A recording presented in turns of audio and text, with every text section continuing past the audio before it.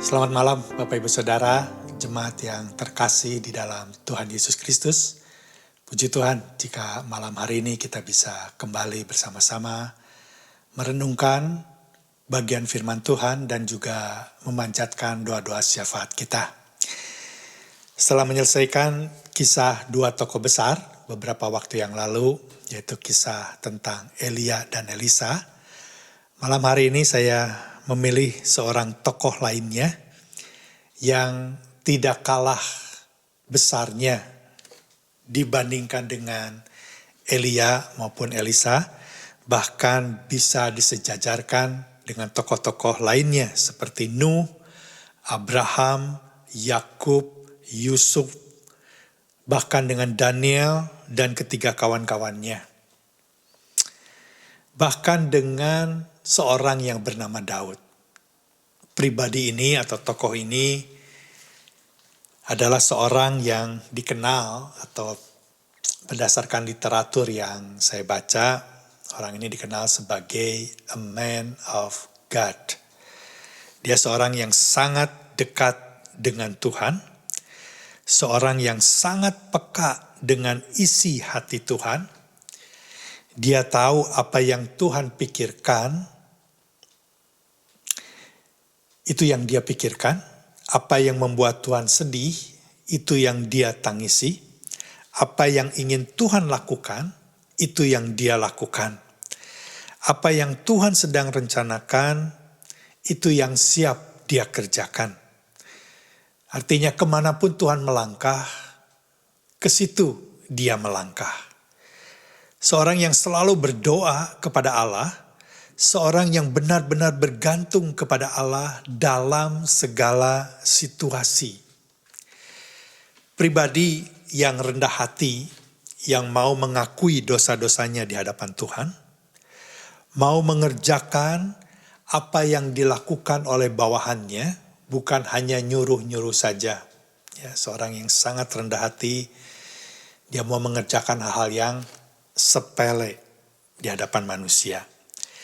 Dia adalah seorang pribadi yang saleh, seorang yang jujur, seorang yang murah hati, seorang yang senang melakukan perbuatan baik. Dia adalah seorang yang bijaksana, orang yang sabar, orang yang terampil, orang yang sangat setia terhadap tugas yang Tuhan berikan, seorang yang tekun. Dia tidak mudah menyerah, seorang yang rajin, seorang pemberani, memiliki kedudukan yang tinggi di dalam pemerintahan, dia memiliki kekuasaan, dia seorang yang sangat disayang dan sangat dipercaya oleh raja, pemimpin yang memiliki wibawa. Seorang pemimpin yang membawa pembaharuan dan pemulihan bagi bangsa di mana nenek moyang atau orang tuanya berada, yaitu bangsa Israel. Bapak Ibu Saudara, saya rindu kita sama-sama belajar dari orang yang seperti ini dalam beberapa minggu ke depan. Siapakah orang ini? Dia adalah seorang yang bernama Nehemia. Saya percaya jika kita sungguh-sungguh berdoa dan rindu untuk meneladani apa yang dilakukan Nehemia di hadapan Tuhan maupun sesama, saya percaya melalui anugerah dan pertolongan Roh Kudus dan kesungguhan hati kita, kita bisa memiliki kehidupan atau karakter-karakter yang dimiliki oleh Nehemia. Seorang yang patut kita teladani. Dengan pertolongan Tuhan, saya percaya sebatas yang Tuhan perlukan bagaimana seharusnya kita hidup, kita bisa jalani secara optimal. Tentu setiap orang berbeda, karena situasi dan kondisinya sama. Kita tidak sedang membandingkan keberadaan kita dengan Nehemia, karena situasi dan kondisinya yang berbeda. Tetapi maksud saya, apa yang akan kita pelajari tentang Nehemia, bisa kita terapkan di dalam kehidupan kita sesuai dengan situasi, konteks, dan keberadaan kita saat ini. Sekalipun ada banyak kesamaan Bapak Ibu Saudara, khususnya bagi kita yang tinggal di negara bukan di Indonesia saat ini. Kita dilahirkan di Indonesia, tetapi kita sekarang sedang berada di luar Indonesia. Ya, oleh sebab itu Bapak Ibu Saudara, saya mengajak dan menantang setiap kita untuk sama-sama membaca kisah Nehemia ini dengan lebih seksama. Mungkin kita sudah membaca sebelumnya, tetapi berkaitan dengan khotbah seri yang akan kita ikuti dalam beberapa minggu ke depan, saya berharap Bapak Ibu Saudara bisa kembali membaca bagian kitab ini. Kitab Nehemia terdiri dari 11 pasal. Seandainya Bapak Ibu Saudara mulai hari ini membaca satu pasal saja setiap hari, akan selesai dalam 11 hari. Dan kita terus membaca kembali kepada pasal pertama sampai apa yang kita pelajari dari kitab ini selesai. Ya, Bapak Ibu Saudara bisa menambahkan satu pasal satu hari ke dalam bacaan Alkitab Bapak Ibu Saudara setiap hari. Ya, hanya memakan waktu beberapa menit saja. Dan sempatkan Bapak Ibu Saudara membuat catatan-catatan ketika Bapak Ibu Saudara membaca bagian kitab ini. Supaya ketika mengikuti khotbah seri ini, Bapak Ibu Saudara bisa mendapatkan lebih banyak berkat daripada Tuhan. Selain berdoa dengan sungguh-sungguh meminta hikmat, pewahyuan, dan pengertian daripada Tuhan, juga minta kepada Tuhan untuk kita benar-benar bisa membawa perjalanan hidup ini, perjalanan hidup Nehemia ini di dalam kehidupan kita hari demi hari. Mari kita membaca bagian firman Tuhan ini hari ini. Kitab Nehemia pasal yang pertama ayat yang ke-11. Nehemia pasalnya yang pertama, ayat pertama sampai ayat yang ke-11. Mulai dari ayat yang pertama. Riwayat Nehemia bin Hakkalya pada bulan Kislu, tahun ke-20 ketika aku ada di Puri Susan. Ayat yang kedua, datanglah Hanani, salah seorang dari saudara-saudaraku dengan beberapa orang dari Yehuda. Aku menanyakan mereka tentang orang-orang Yahudi yang terluput, yang terhindar dari penawanan dan tentang Yerusalem. Ayat yang ketiga, kata mereka kepadaku, orang-orang yang masih tinggal di daerah sana, yang terhindar dari penawanan, ada dalam kesukaran besar dan dalam keadaan tercela. Tembok Yerusalem telah terbongkar dan pintu-pintu gerbangnya telah terbakar. Ayat keempat, ketika aku dengar berita ini, duduklah aku menangis dan berkabung selama beberapa hari. Aku berpuasa dan berdoa ke hadirat Allah semesta langit. Kelima, kataku, ya Tuhan Allah semesta langit, Allah yang maha besar dan dahsyat, yang berpegang pada perjanjian dan kasih setianya terhadap orang yang kasih kepadanya dan tetap mengikuti perintah-perintahnya. Keenam, berilah telingamu dan bukalah matamu dan dengarkanlah doa hambamu yang sekarang kupanjatkan ke hadiratmu siang dan malam bagi orang Israel. Hamba-hambamu itu dengan mengaku segala dosa yang kami orang Israel telah lakukan terhadapmu. Juga aku dan kaum keluargaku telah berbuat dosa. Nehemia pasal 1 ayat yang ke-7, kami telah sangat bersalah terhadapmu dan tidak mengikuti perintah-perintah, ketetapan-ketetapan dan peraturan-peraturan yang telah kau perintahkan kepada Musa, hambamu itu. 8. Ingatlah akan firman yang kau pesan kepada Musa, hambamu itu, yakni, bila kamu berubah setia, kamu akan kucerai-beraikan di antara bangsa-bangsa. 9. Tetapi bila kamu berbalik kepadaku dan tetap mengikuti perintah-perintahku serta melakukannya, maka sekalipun orang-orang buanganmu ada di ujung langit, akan kukumpulkan mereka kembali dan kubawa ke tempat yang telah kupilih untuk membuat namaku diam di sana. 10.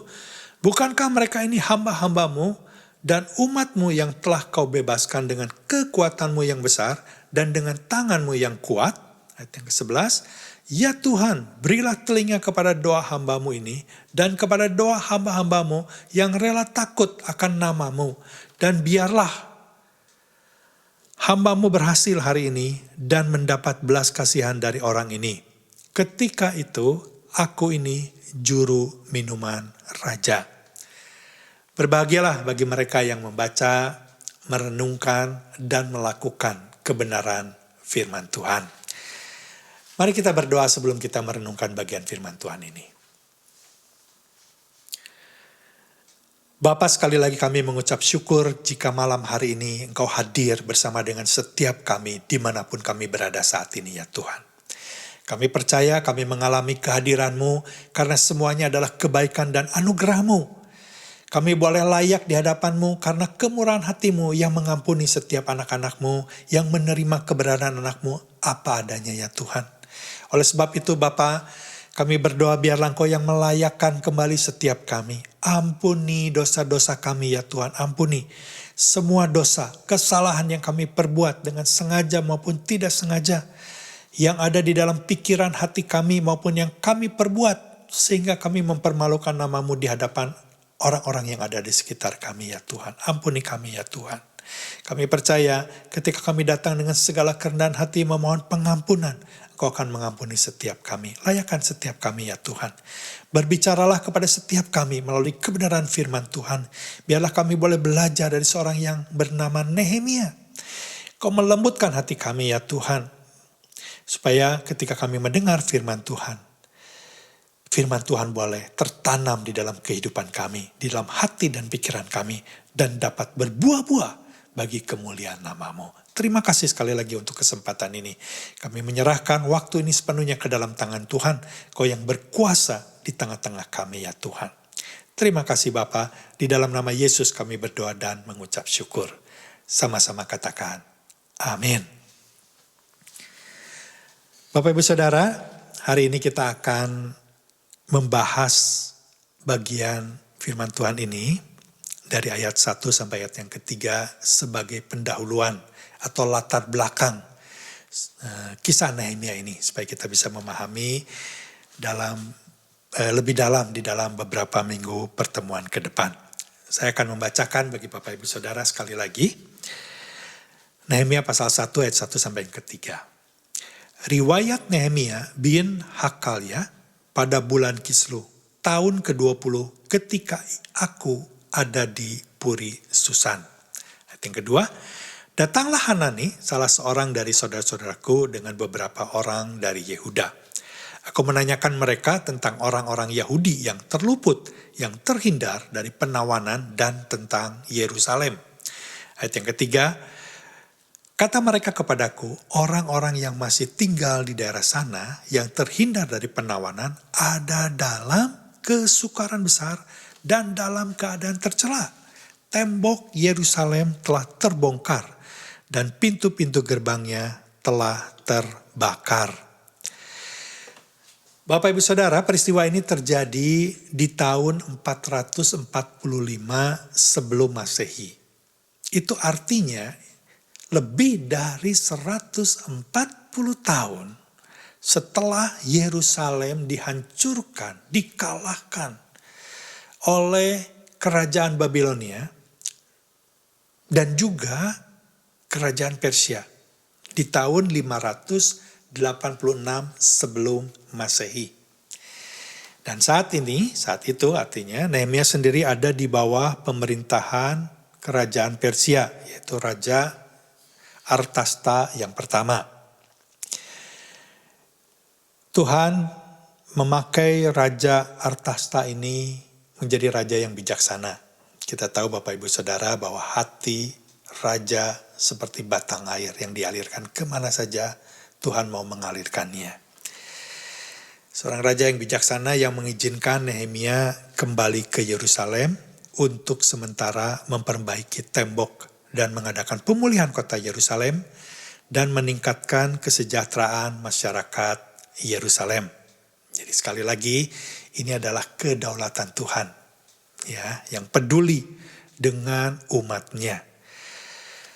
Sebelumnya sudah ada 2 kali rombongan yang kembali dari pembuangan yang dipimpin oleh Esra dan Serubabel di tahun 538 sebelum Masehi dan juga 457 sebelum Masehi. Kepulangan Ezra tujuannya berbeda. Ezra pulang dari pembuangan untuk membawa pemulihan hal-hal yang bersifat spiritual atau kebangunan rohani. Umat Allah dibawa atau diingatkan kembali untuk mau kembali kepada Tuhan. Ya, dosa-dosanya dibawa kepada Tuhan untuk meminta pengampunan dosa. Terjadi kebangunan rohani yang besar di dalam rombongan yang dibawa oleh Ezra, ya, di mana hukum Taurat kembali dibacakan dan mulai kembali ditaati. Ya, itu di dalam kitab Ezra. Bapak Ibu Saudara bisa membaca itu. Kembali kepada Nehemia, kalau ini terjadi 140 tahun setelah bangsa Israel dikalahkan oleh musuhnya, ya, kerajaan Babilonia saat itu, berarti Bapak Ibu Saudara, Nehemia bukan asli lahir di Yerusalem. Berdasarkan literatur yang saya baca, ada kemungkinan Nehemia justru adalah generasi kedua atau ketiga setidaknya. Dia lahir bukan di Yerusalem tetapi di negara di mana dia dibawa atau kakek, nenek, atau orang tuanya hidup di negara asing, di bangsa asing. Yang saat itu adalah bangsa Persia. Ya. Saya kira ini sangat penting Bapak Ibu Saudara. Kalau Nehemia bisa menjadi seorang yang sangat luar biasa, seperti yang saya jabarkan tadi, kalau dia bukan orang asli yang lahir di Yerusalem, siapa yang berjasa? Yang membuat Nehemia sekalipun dia lahir di bangsa lain, di tengah-tengah bangsa yang tidak menyembah Allah Israel, di tengah-tengah bangsa yang memiliki budaya yang sangat berbeda, kehidupannya bertentangan dengan bangsa Israel, Allah yang disembah bukan Allah Israel, tetapi Nehemia bisa menjadi seorang atau tokoh Alkitab yang kita akan pelajari, yang sangat dekat dengan Tuhan, yang sangat takut dan hormat kepada Tuhan, yang sangat mengenal Tuhan, hukum-hukumnya. Bahkan memiliki iman yang disertai dengan perbuatan melakukan hukum-hukum Tuhan. Siapa sebenarnya yang paling berjasa? Ini sangat penting Bapak Ibu Saudara. Harus kita ketahui karena sangat relevan dengan kehidupan kita, khususnya di antara kita yang sekarang tinggal bukan di Indonesia. Lahir di Indonesia tetapi kita tinggal bukan di Indonesia, di negara lain yang budayanya berbeda. Yang mungkin anak-anak kita lahir bukan di Indonesia tetapi di negara di mana kita berada. Kalau Nehemia bisa memiliki iman yang seperti itu, sudah seharusnya kita juga memiliki anak yang seperti Nehemia. Ya, yang berjasa di sini tentu saja yang paling berjasa adalah orang tua atau kakek daripada kakek atau nenek daripada Nehemia. Mungkin saja ada sekolah-sekolah atau rabi-rabi yang diizinkan oleh Raja Artasta untuk mengajar orang-orang Yahudi. Tetapi saya percaya orang yang paling berjasa yang membawa Nehemia memiliki iman yang luar biasa. Membawa Nehemia mengenal Allah Israel, budaya Israel, hukum-hukum Taurat, tentu adalah orang tua atau kakek nenek daripada Nehemia. Bagaimana dengan kita sebagai orang tua? Sudahkah kita mengajarkan dan mendidik anak-anak kita sehingga anak-anak kita menjadi anak-anak yang memiliki iman yang benar di hadapan Tuhan? Anak yang memiliki hati yang selalu rindu dekat dengan Tuhan. Sudahkah anak-anak kita menjadikan Allah sebagai prioritas di dalam hidupnya? Atau mungkin anak kita tidak lagi menjadikan Allah sebagai prioritas. Mungkin pekerjaannya, mungkin studinya, mungkin hobi-hobinya, mungkin kedudukannya atau jabatannya yang menjadi prioritas, bukan Tuhan. Apakah anak-anak kita sudah menjadi anak-anak yang takut dan hormat kepada Tuhan? Anak yang melangkah kemana Tuhan mau dia melangkah. Bapak Ibu Saudara, seharusnya ini yang menjadi prioritas di dalam kita yang menjadi orang tua. Bagaimana kita mendidik, mengajarkan anak-anak kita. Mari kita introspeksi dan kembali menyadari bahwa salah satu tugas penting kita sebagai orang tua atau sebagai opa dan oma adalah membawa anak-anak kita memprioritaskan Tuhan. Membawa anak-anak kita mendekat kepada Tuhan, menghormati dan takut kepada Tuhan. Sama sekali tidak salah Bapak Ibu Saudara kalau kita bertanggung jawab untuk mencari uang, penghasilan, memberi makan kepada anak-anak kita secukupnya.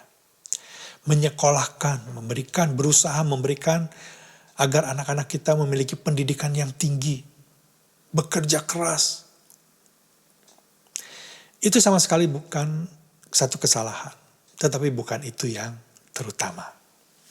Yang terutama adalah seharusnya kita membawa anak-anak kita menjadi anak-anak yang rendah hati, yang hidupnya bergantung sepenuhnya kepada Allah, anak yang tidak terus-menerus fokus kepada kepentingannya sendiri, melainkan fokus kepada kepentingan orang lain juga. Yang menyatakan isi hati Allah dan kerinduan Allah ke tengah-tengah dunia di mana dia hidup.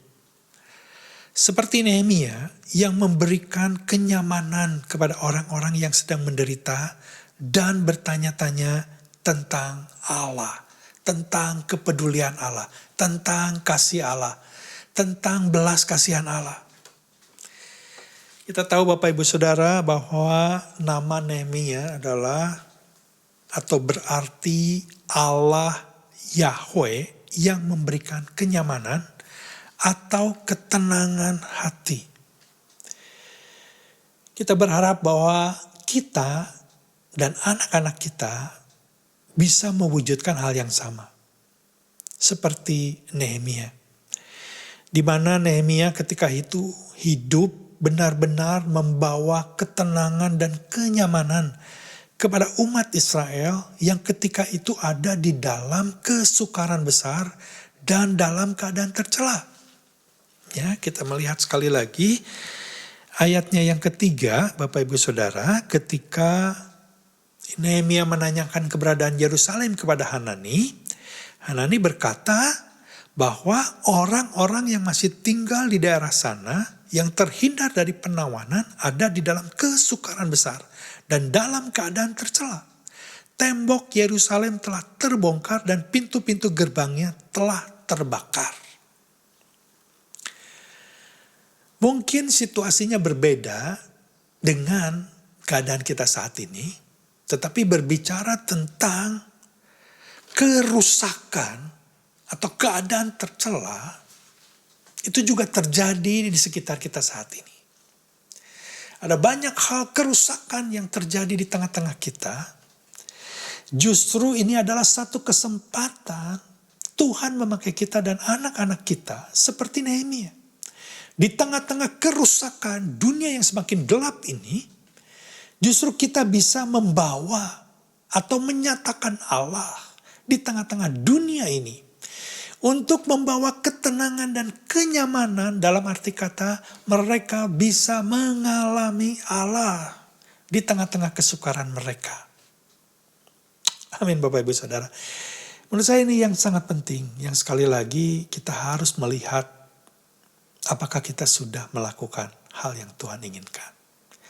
Di mana kita menjadi orang tua atau orang yang dituakan yang membawa anak-anak kita atau generasi ke depan menjadi anak-anak yang mengenal Tuhan, anak yang takut dan hormat kepada Tuhan.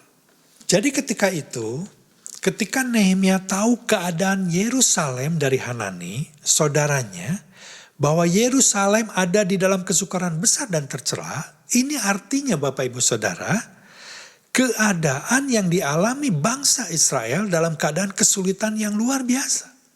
Khususnya mereka yang hidup di bawah kemiskinan.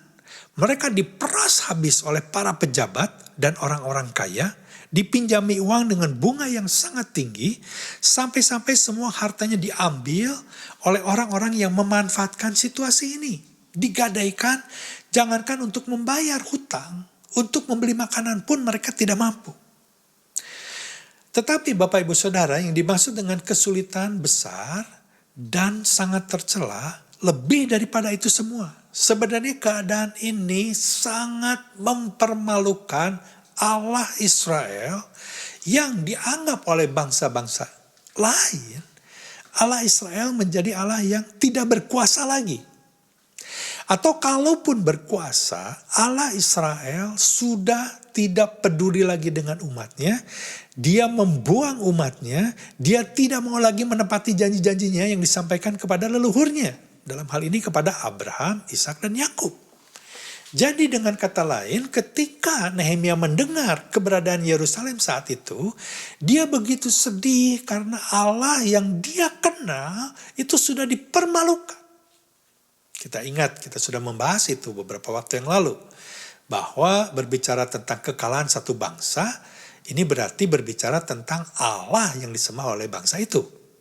Jadi ketika bangsa Israel ada di dalam kekalahan, orang-orangnya ditawan dan diculik dibawa ke pembuangan, itu berarti Allah Israel lebih kecil dibandingkan dengan Allah-Allah bangsa lain. Ini yang membuat Nehemia begitu sedih hatinya. Begitu sakit hatinya. Karena Allahnya dipermalukan dan bangsa Israel, saudara-saudaranya yang ada di Yerusalem mengalami kesedihan, mengalami penderitaan yang sangat besar. Mengetahui hal seperti itu Bapak Ibu Saudara, Nehemia tidak tinggal diam, sebaliknya justru dia meninggalkan Persia dan pergi balik ke Yerusalem. Di sini kita harus tahu Bapak Ibu Saudara, siapa Nehemia sehingga dia mau meninggalkan Persia. Nehemia bukan orang sembarangan. Nehemia adalah seorang juru minuman raja. Seorang yang sangat dipercaya oleh raja. Bisa dikatakan sebagai orang kedua daripada raja. Nehemia bukan saja meminum minuman raja untuk mengetahui apakah ada racunnya atau tidak, tetapi lebih daripada itu. Ya, dia seorang yang mendampingi raja, dia seorang yang mungkin paling sering bertemu dengan raja dan istrinya. Ya. Hanya segelintir orang yang memiliki kedudukan yang sama dengan Nehemia, yang memiliki kedudukan kekuasaan yang sejajar, mungkin hanya panglima angkatan bersenjata, mungkin hanya menteri-menteri, atau beberapa penasehat. Hanya segelintir orang saja. Bahkan dalam hal-hal yang sangat pribadi, Nehemia sudah sangat terbiasa berbicara dengan raja, bahkan ketika istrinya ada di samping raja. Ini sangat pribadi. Jadi artinya raja sangat percaya kepada Nehemia. Ya, kita bisa mendapatkan itu nanti di pasal yang kedua. Ya. Kedudukan seperti itu atau kedudukan yang dimiliki oleh Nehemia, pasti Nehemia sebenarnya adalah orang yang sangat mapan, memiliki kekayaan, memiliki kekuasaan. Ya, dia tidak kekurangan dari segi keuangan. Ya. Tetapi dalam keadaan seperti itu, yang sangat mapan seperti itu, Nehemia mau meninggalkan semua itu untuk membangun kembali tembok yang rusak dan memulihkan kota Yerusalem dan mensejahterakan rakyat yang tinggal di Yerusalem atau di Israel saat itu. Dia tidak perlu melakukan itu semua dan dia tidak berdosa untuk itu. Karena Yerusalem dalam keadaan kehancuran atau Israel dalam keadaan kehancuran bukan kesalahannya semata-mata. Itu kesalahan daripada orang tua atau nenek moyangnya. Itu bukan kesalahannya dia. Dia tidak harus melakukan itu. Tetapi itu yang dilakukan oleh Nehemia. Mengapa Bapak Ibu Saudara?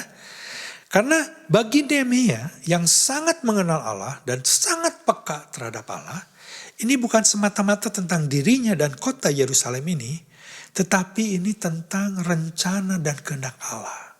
Mengapa? Karena bagi Nehemia yang sangat mengenal Allah dan sangat peka terhadap Allah, ini bukan semata-mata tentang dirinya dan kota Yerusalem. Ini tentang rencana dan kehendak Allah. Ini berbicara tentang kemuliaan nama Tuhan Israel. Ini berbicara tentang bagaimana dunia menghormati Allah Israel, yang perlu diketahui bahwa Allah Israel tidak benar-benar membuang umatnya. Dia tetap Allah yang penuh dengan kasih setia, yang menepati janji-janjinya kepada Abraham, Ishak, dan Yakub sebagai nenek moyang daripada umat Israel. Ini adalah bukti bahwa Nehemia menjalankan perintah Tuhan atau hukum Taurat yang dituliskan oleh Musa. Ada 10 bagian, 4 bagian yang pertama berbicara tentang Allah, 6 bagian yang terakhir berbicara tentang hubungan dengan sesama. Dengan kata lain Bapak Ibu Saudara, bahwa Nehemia sedang menggenapi bagaimana dia harus mengasihi Tuhan dengan segenap hati, segenap jiwa, segenap akal budi. Dan mengasihi sesama seperti dirinya sendiri. Saya percaya Bapak Ibu Saudara bahwa perintah Tuhan ini bukan hanya ditujukan kepada Nehemia atau berlaku di zaman Nehemia atau juga hanya berlaku di zaman Yesus. Tetapi hukum kasih ini juga berlaku bagi setiap kita saat ini. Di zaman ini. Ini saatnya kita meneladani Nehemia Bapak Ibu Saudara di tengah-tengah kesukaran. Di tengah-tengah nama Tuhan seringkali dipertanyakan. Kalau Allah mengasihi, mengapa ini terjadi? Kalau Allah hidup, mengapa tidak bisa menyelesaikan masalah pandemi COVID-19? Kalau Allah hidup, mengapa Allah membiarkan orang-orang dalam kesulitan, dalam kelaparan, bencana alam, dan semuanya? Bapak, Ibu, Saudara, itu semua diizinkan justru untuk kita hidup seperti Nehemia, menyatakan Allah di tengah-tengah dunia yang sudah rusak ini. Kita dipanggil oleh Allah untuk mengasihi Allah dengan segenap hati, segenap jiwa, segenap akal budi, segenap kekuatan. Kita dipanggil untuk mengasihi sesama seperti diri kita sendiri. Inilah panggilan kita. Justru dalam keadaan seperti ini, kita harus ambil bagian. Bagaimana kita menolong orang-orang untuk kembali mengalami kasih Allah di dalam hidupnya. Orang-orang yang mungkin sudah seperti keadaan orang-orang di Yerusalem ketika itu. Yang bertanya-tanya dengan Allahnya. Orang-orang yang benar-benar dalam keadaan yang sangat sulit. Ketika Nehemia hadir, mereka kembali memiliki pengharapan. Bapak Ibu Saudara, saya rindu melalui pendahuluan dan latar belakang kitab Nehemia ini, dan saya percaya juga ini juga merupakan kerinduan hati Tuhan. Kita bisa meneladani kisah Nehemia ini. Kita bisa menjadi orang tua atau orang yang dituakan, yang mau mengajar, mendidik anak-anak kita untuk menjadi anak-anak yang takut dan hormat kepada Tuhan, yang mengenal Tuhan, yang mencintai kebenaran firman Tuhan, dan berusaha sungguh-sungguh melakukan kebenaran firman Tuhan. Kita menjadi orang-orang percaya, orang-orang Kristen, yang membawa kenyamanan, ketenangan, membawa pengharapan, yang menyatakan Allah di tengah-tengah kegelapan dunia sekarang ini, yang sudah rusak, yang hari demi hari orang semakin tidak percaya kepada Tuhan, mempertanyakan Tuhan. Justru ini kesempatan bagi kita untuk kita mengejawantahkan Tuhan di dalam kehidupan kita sehari-hari, sehingga nama Tuhan dimuliakan, sehingga orang bisa melihat kasih, kemurahan, dan belas kasihan Tuhan kepada kita sebagai manusia yang berdosa. Amin. Bapak Ibu Saudara, mari kita memanjatkan doa-doa syafaat kita. Bapa di dalam surga, kami sungguh mengucap syukur kalau malam hari ini kami masih diberikan kesempatan untuk menaikkan doa-doa kami. Kami sungguh mengucap syukur untuk setiap kebaikan dan kemurahan Tuhan yang terus Kau curahkan di dalam kehidupan kami. Terima kasih ya Tuhan untuk penyertaan dan perlindungan-Mu di tengah-tengah kondisi yang tidak menentu seperti sekarang ini. Kami sungguh mengucap syukur punya Allah yang begitu baik dan luar biasa seperti Engkau ya Tuhan. Bapa, malam hari ini kami khusus mau berdoa untuk Bapak Presiden Jokowi beserta jajarannya di dalam pemerintahannya. Kami berdoa agar di dalam kepemimpinannya ada roh yang takut akan Tuhan, penuh hikmat di dalam setiap mengambil kebijakan-kebijakan, dan biarlah Engkau yang terus menuntun Bapak Jokowi dan para jajarannya agar selalu berjalan sesuai dengan kehendak-Mu ya Bapa. Kami juga mau berdoa untuk setiap pengusaha-pengusaha yang ada di Indonesia agar mereka bersatu hati untuk membangun dan memperkuat ekonomi yang ada dengan bekerja sama dengan baik. Kami juga meminta belas kasihan-Mu agar Indonesia dapat menangani COVID-19 ini dengan baik sehingga tidak banyak korban yang terjangkit, dan biarlah setiap masyarakat juga dapat bekerja sama dengan mentaati setiap protokol yang ada dan sadar akan perlunya menjaga dan mentaati setiap protokol yang ada. Biarlah masyarakat dapat bekerja sama dengan pemerintah dengan baik. Kami juga terus berdoa untuk para dokter-dokter dan tenaga medis lainnya agar mereka dan keluarganya dilindungi dari terjangkitnya COVID-19. Biarlah ada terus semangat dan kesabaran di dalam merawat setiap pasien yang ada, dan kami juga sungguh mengucap syukur ya Tuhan kalau vaksin sudah ditemukan dan saat ini dalam proses produksi. Biarlah proses produksi ini berjalan dengan lancar dan vaksin agar cepat dibagikan kepada masyarakat. Dan kami juga meminta ya Tuhan perlindungan untuk keluarga kami yang berada di Indonesia. Tuhan yang mengcover semua keluarga kami, mereka semua dijauhkan dari penularan COVID-19. Dan biarlah dalam kondisi seperti sekarang ini Tuhan, keluarga kami di Indonesia lebih terus dekat dan intim dengan Tuhan, dan nama Tuhan yang terus boleh dipermuliakan. Terima kasih ya Tuhan, kami mau serahkan doa-doa kami ini hanya ke dalam tangan-Mu saja. Di dalam nama Tuhan Yesus kami berdoa dan mengucap syukur. Amin. Bapa di dalam surga, mengucap syukur Tuhan atas kasih setia-Mu kepada kami semua. Saat ini kami sehati sepakat Tuhan, mengucap syukur Engkau sudah melindungi kami semua sebagai keluarga-keluarga Edzwan. Engkau sudah menjauhkan kami dari segala penyakit, dan juga Engkau sudah melindungi kami semua dari segala yang jahat. Kami berdoa terus Tuhan, kiranya Engkau terus jauhkan kami Tuhan dari virus COVID-19 yang sekarang sedang ada second wave dan mulai jumlahnya bertambah lagi. Kami berdoa Tuhan, kiranya Engkau terus memberkati kami, melindungi kami, menjagai kami Tuhan. Jangan ada satupun kami yang sakit, juga dari penyakit lain seperti flu dan cold. Karena saat-saat winter ini banyak orang-orang yang sakit, banyak orang-orang tua khususnya yang menderita kelemahan fisik Tuhan. Kami berdoa Tuhan, mengucap syukur terus untuk Engkau terus membantu, memberi kekuatan kepada kami, supaya kami tetap sehat ya dalam menghadapi winter ini Tuhan. Kami juga berdoa untuk masalah perekonomian Tuhan. Kiranya mengucap syukur Engkau sudah mencukupkan semuanya Tuhan. Kami berdoa Engkau terus memberkati kami Tuhan, supaya kami bisa bijak di dalam mengelola ekonomi untuk mereka yang sedang mencari pekerjaan juga Tuhan.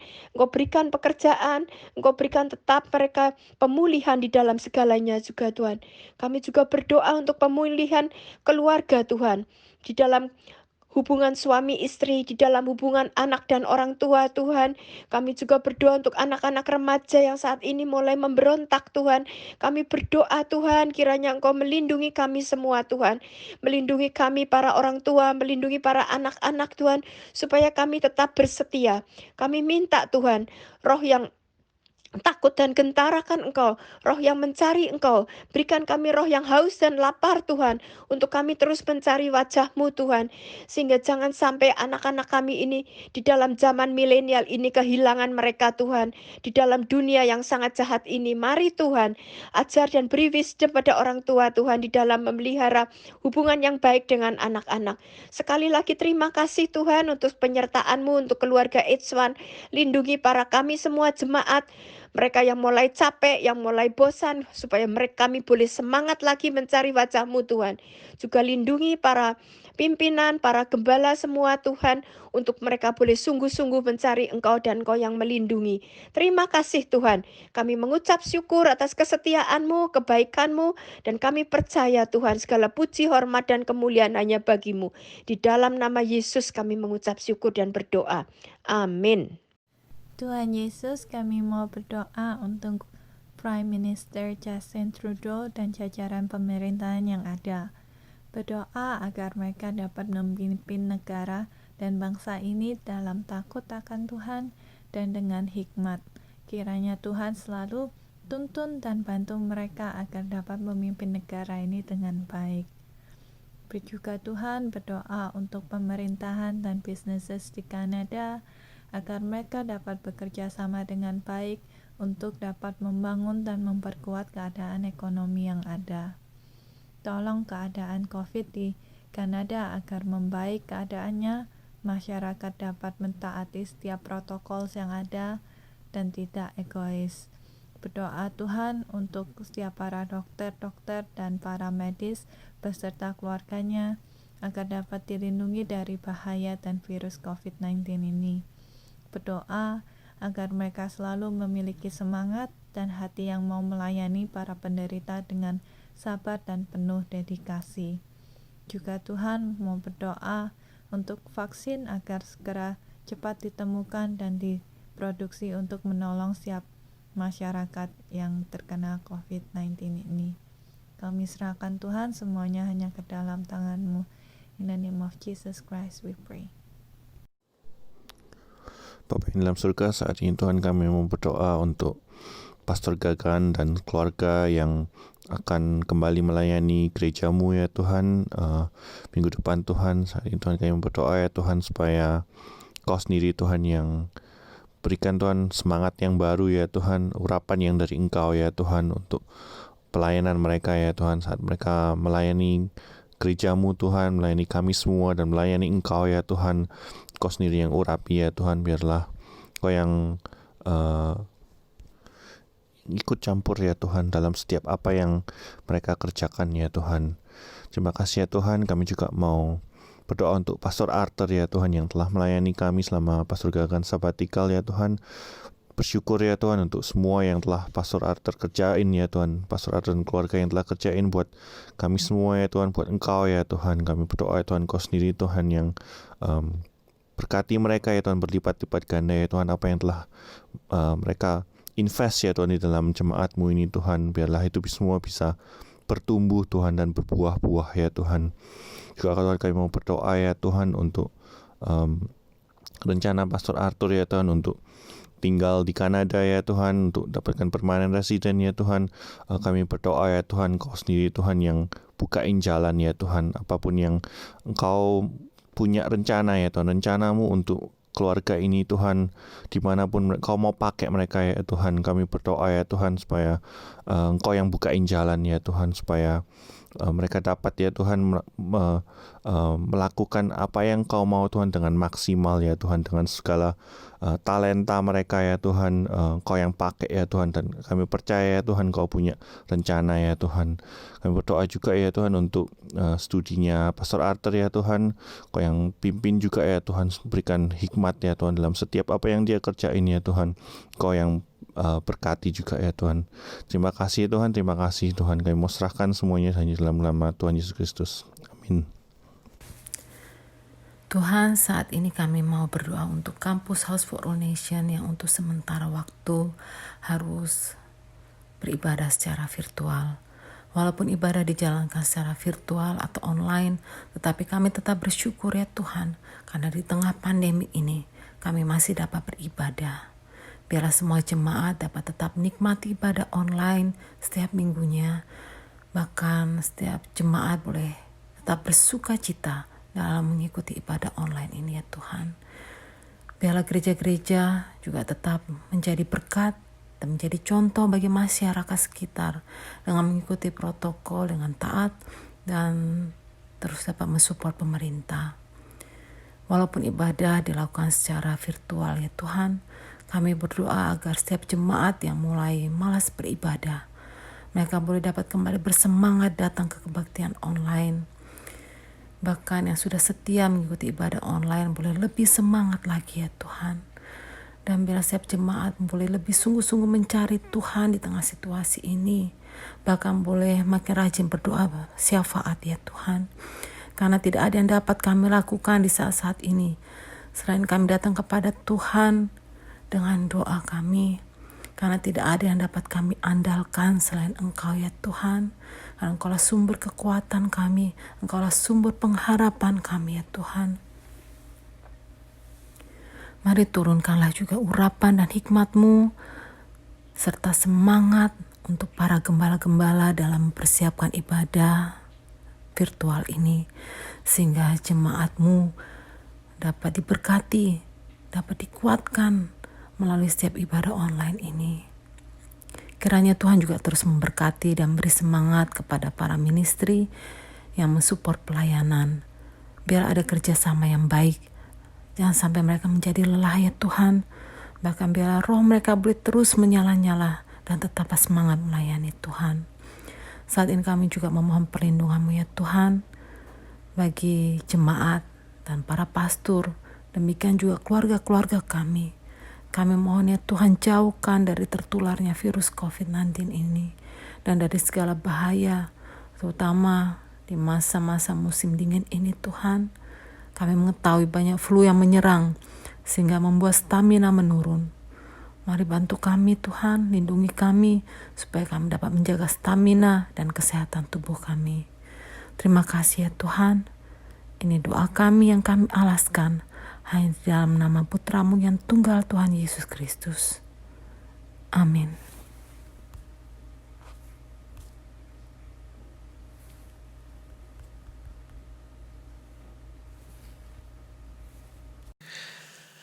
Bapa, sekali lagi kami mengucap syukur dan berterima kasih untuk kebaikan, kemurahan hati Tuhan. Jika malam hari ini Engkau bukan saja hadir, tetapi Engkau mendengar doa-doa yang kami panjatkan. Tuhan, jauh dari sempurna apa yang kami angkat. Tetapi kami bersyukur karena kami memiliki Allah yang sempurna, yang sangat paham apa yang terbaik bagi kemuliaan nama-Mu ya Tuhan. Engkau akan menjawab doa-doa kami sesuai dengan rencana dan kehendak-Mu. Jadilah kehendak-Mu ya Tuhan. Terima kasih, kami menyerahkan sisa hidup kami ke dalam tangan Tuhan. Sekali lagi, biarlah semua kehidupan kami mau kembalikan bagi kemuliaan nama-Mu. Terima kasih Tuhan, Kau memberkati dimanapun jemaat-Mu berada saat ini. Di dalam nama Yesus kami berdoa dan mengucap syukur. Sama-sama katakan, amin. Selamat malam Bapak Ibu Saudara. Sampai jumpa nanti hari Minggu di dalam ibadah online jam 3. Tuhan memberkati.